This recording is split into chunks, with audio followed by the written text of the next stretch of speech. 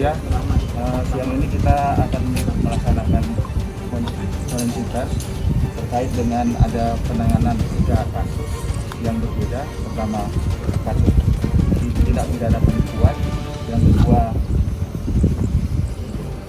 senti rakitan, dan ini terkait dengan undang-undang darurat, yang ketiga pencabulan.